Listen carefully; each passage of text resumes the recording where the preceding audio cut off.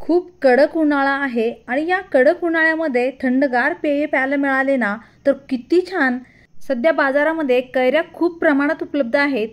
तर या कैऱ्यांपासून आंब्याचे थंडगारपणे कसे बनवता येईल हे पाहूया। नमस्कार, मी उज्ज्वला, शेफ उज्ज्वला घोरपडे चॅनलवर तुमचं खूप खूप मनापासून स्वागत आहे। तसे पाहिले तर आंबा स्वभावाने उष्ण असतो आणि उन्हाळ्यात असे उष्ण पदार्थ खाण्यापेक्षा थंड पदार्थ खाणे केव्हाही चांगले।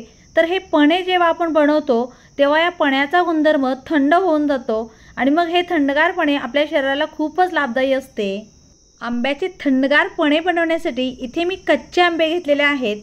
आंब्यांना छान चोळून चीक धुवून घ्यायचा आहे। आता ह्या आंब्यांना आपल्याला शिजवून घ्यायचं आहे। त्यासाठी एका स्टीलच्या पातेल्यामध्ये थोडंसं जास्तच पाणी घ्यायचं। पाणी गरम झालेलं आहे आणि आता मध्यम गॅसवर हे आंबे शिजवून घ्यायचे आहेत। या आधी सुद्धा आपण ऑरेंज स्क्वॉश, लेमन स्क्वॉश तसेच स्टार फ्रूटचा ज्यूस असे वेगवेगळ्या रेसिपी बघितलेल्या आहेत। ज्यूस असो किंवा स्क्वॉश जास्तीत जास्त दिवस कसा टिकेल हे या व्हिडिओमध्ये सांगितलेले आहे, त्यामुळे व्हिडिओ शेवटपर्यंत पहा। 10 ते 15 मिनिटातच हे आंबे छान शिजतात आणि तुम्ही पाहू शकता आंबे छान शिजलेले आहेत। तरी सुरीने थोडंसं चेक करून घ्या। आता गॅस बंद करायचा आहे। आता हे आंबे थंड करून घ्यायचे आहेत। थंड झाल्यानंतर याचा लगदा सहजपणे आपण काढून घ्यायचा आहे। आंबे छान शिजलेले आहेत। आधी देठाकडचा भाग थोडा काढून घ्यायचा आहे आणि नंतर याचा लगदा काढून घ्यायचा आहे।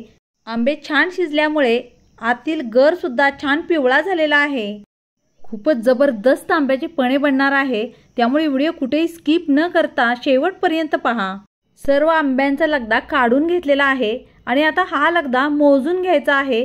कोणतीही एक वाटी सेट करा, म्हणजे त्याच वाटीने साखरही मोजून घेता येईल। इथे मी आंब्याचा लगदा मोजून घेत आहे। 2 वाटी आंब्याच्या लगद्याला 1 वाटी साखर घालणार आहोत। आता हा आंब्याचा लगदा एका मिक्सरच्या भांड्यामध्ये घालायचा आहे। आंब्याचा लगदा घालून झाल्यानंतर लगेचच याच्यामध्ये 1 वाटी साखर घालायची आहे आणि साखर विरघळेपर्यंत हे मिश्रण मिक्सरमध्ये फिरवून घ्यायचं आहे। इथे तुमच्या आवडीनुसार साखर कमी जास्त करू शकता, पण आंब्याचे पणे म्हटले ना तर आंबट गोड असेल तरच मजा येते। छान स्मूथ पेस्ट बनलेली आहे आणि साखरही व्यवस्थित विरघळलेली आहे। आता याच्यामध्ये अर्धा ग्लास पाणी घालून पुन्हा एकदा मिक्सरमध्ये फिरवून घ्यायचं आहे। आता हे कॉन्सन्ट्रेटेड पणे तयार झालेले आहे आणि हे पणे एखाद्या काचेच्या बॉटलमध्ये किंवा काचेच्या बरणीमध्ये भरून ठेवायचं आहे। ज्या बरणीमध्ये किंवा ज्या काचेच्या बॉटलमध्ये तुम्ही हे पणे भरणार आहात ती बॉटल स्वच्छ धुवून उन्हामध्ये वाळवून घेतलेली असावी। तुमच्याकडे काचेच्या सॉसच्या बॉटल असतील तर त्यामध्ये हे पणे भरून ठेवले तरी सुद्धा चालते।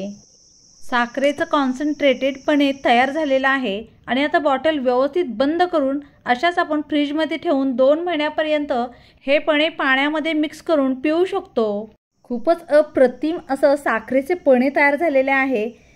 खूप कमेंट्स येत होत्या की डायबिटीजच्या लोकांसाठी सुद्धा काही तुम्ही पदार्थ बनवून दाखवा, तर आज मी डायबिटीजच्या लोकांसाठी हे आंब्याचे पणे बनवणार आहे। इथे मी आंब्याचा लगदा 1 वाटी घेतलेला आहे, त्यातच सेंद्रिय गूळ 1 वाटी घेतलेला आहे। आता हा आंब्याचा लगदा आणि गूळ मिक्सरला 2 मिनिट व्यवस्थित फिरवून घेतलेला आहे। पाहू शकता किती छान गुळाचे पणे तयार झालेले आहे। आता हे सुद्धा पणे काचेच्या बॉटलमध्ये व्यवस्थित भरून ठेवायचे आहे। खरं तर काचेच्या बॉटलमध्ये हे पणे भरल्यामुळे पणे अजिबात खराब होत नाही। डायबिटीजच्या लोकांसाठी गुळाचे पणे तयार झालेले आहे। तसेच तुमच्या आवडीनुसार तुम्ही साखरेचेही पणे पिऊ शकता। तुम्हाला कोणते पणे आवडले हे मला कमेंट्स करून सांगा। आता हे पणे तयार करण्यासाठी ग्लासमध्ये आधी मी थोडंसं पाणी घेतलेलं आहे, त्यातच आईस क्यूब्स टाकलेले आहेत। एका ग्लासमध्ये साखरेचे पणे बनवून पाहूया आणि दुसऱ्या ग्लासमध्ये गुळाचेही पणे बनवून पाहूया। साखरेचे पणे थोडेसे पिवळसर दिसते आणि गुळाचे पणे थोडेसे डार्क कलरचे, ब्राऊन कलरचे दिसत आहे। पण आंब्याचे पणे म्हटले ना की टेस्ट तर जबरदस्त असतेच, मग ते साखरेचे असो किंवा गुळाचे असो।